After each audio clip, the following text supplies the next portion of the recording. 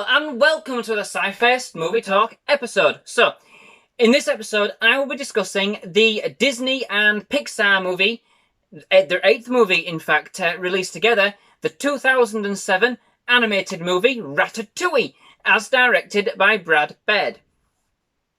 So, the movie is set in France, and it introduces us to Remy, as voiced by Patton Oswalt, a rat with a very discerning palate when it comes to food. Whilst all the other rats around him are quite content to eat whatever they find in the garbage pile, much to the disdain of the others, especially his father, as voiced by Brian Dennehy, Remy would rather go hungry if his meal didn't meet with his high standards.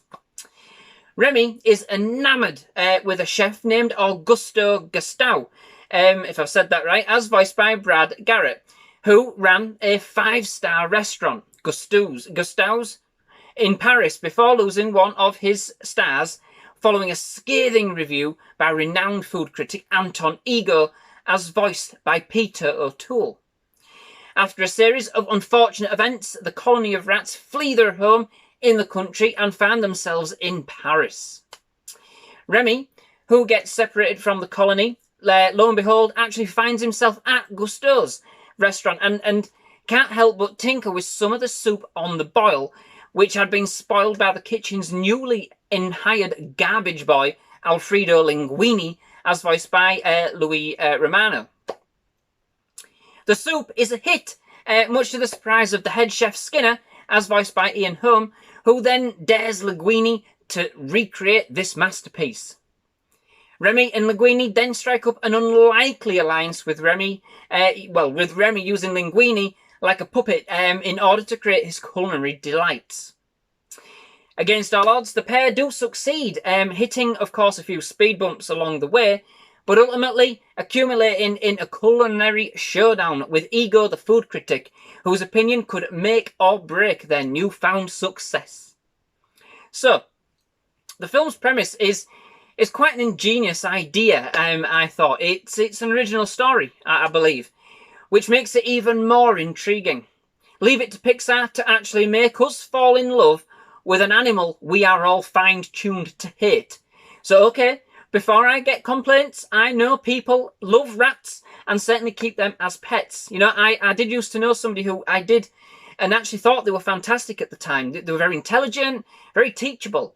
If the wife would have actually let me get some, I probably actually would have done that.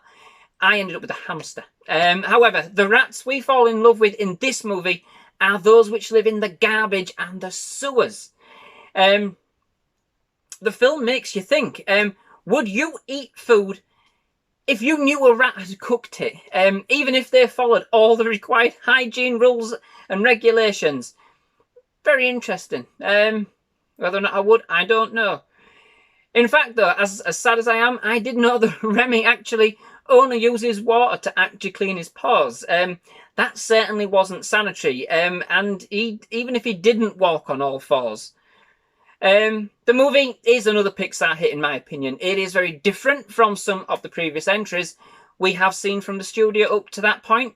And it has much more of a romantic tone and less reliance on comedy, I thought. I love the way that we have a mix of real classic style animation, especially around Paris, giving it a real feel of romance and, of course, as the city deserves, with the more sleek animation we have come to expect from Pixar, which again is nothing short of exquisite. The attention to fine detail is once again prevalent, and I must say, the food really does look good enough to eat. It's where the animation in this film actually excels. I mean, the food looks as realistic as the filmmakers could have achieved, in my opinion, without actually having live, real food.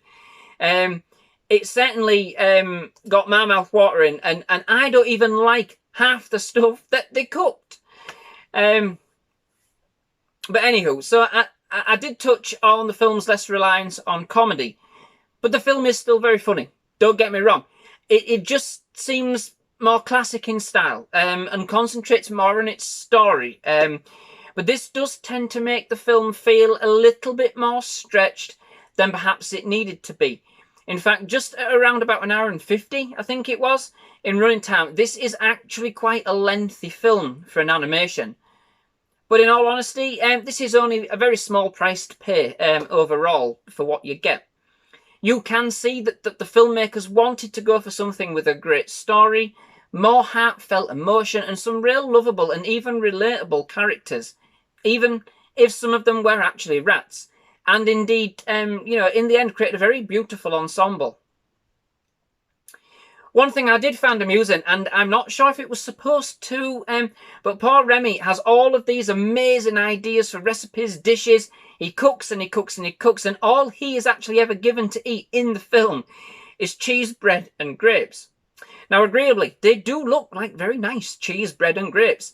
But after all that was made of his taste and everything, he never really gets to actually try any of it, but for like a couple of sips or something like that. But poor Remy, I just thought, all that effort and grapes. But anyway.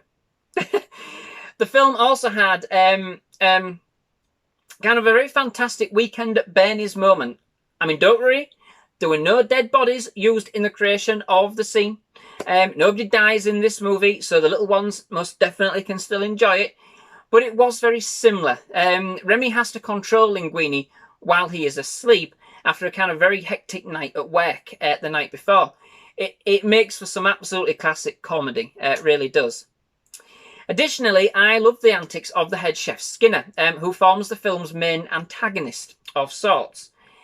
Now, I don't think it was quite modelled on this character. I haven't heard or seen anything to say he was. Please correct me if I am wrong.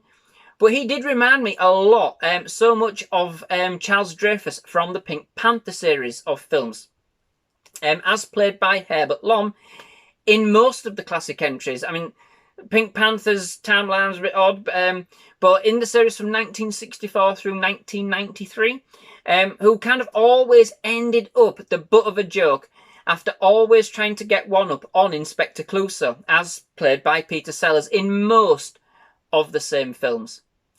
This history of the Pink Panther films, and the characters in them, isn't quite straightforward, like I've touched, and sometimes a bit of a sore spot for some, I'm sure. So this isn't the place to delve into that for this film. I'm just trying to make that kind of link.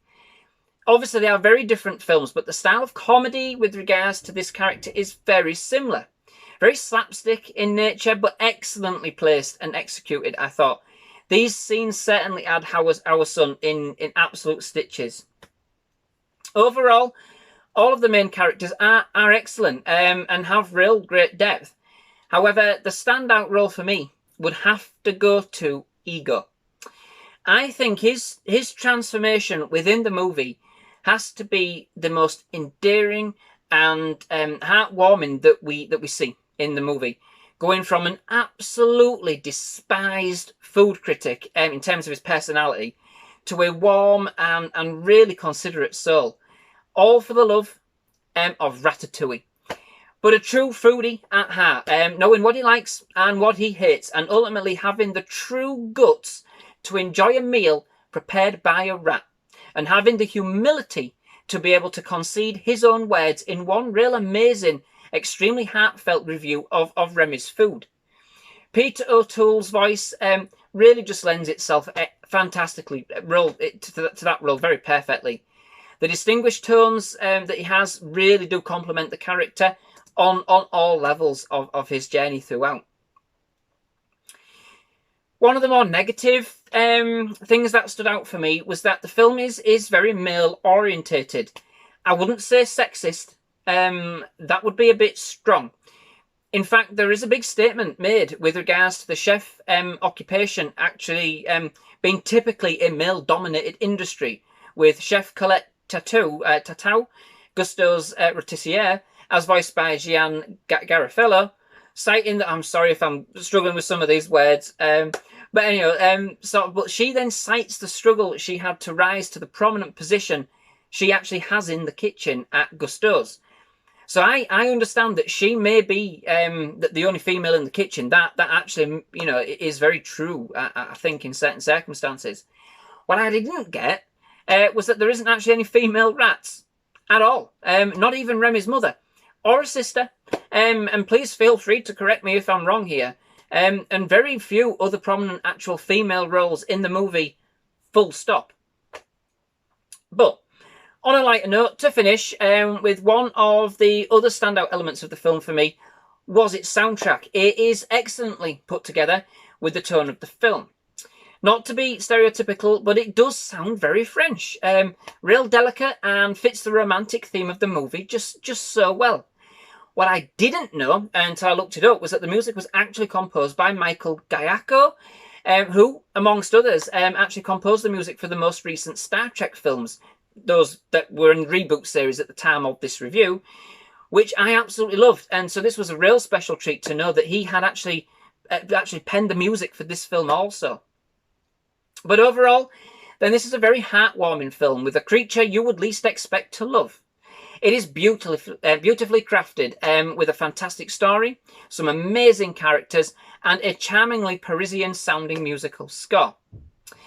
But that brings me to the end of this episode. I do hope you've enjoyed it. Thank you very much for watching. If you have, if you've liked it, please leave a like. Please do hit that subscribe button for more movie reviews, more trailer reactions, and more other movie-related episodes.